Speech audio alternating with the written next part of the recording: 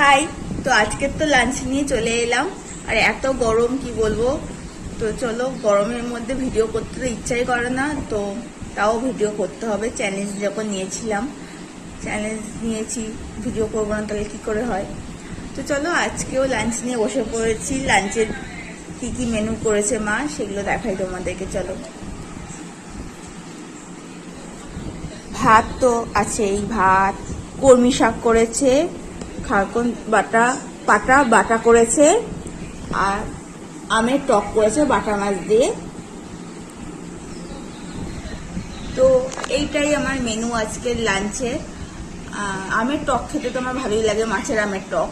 তো আর খারকন পাটা বাটা কাটায় ভালো লাগে, আমাকে অবশ্যই জানাবে।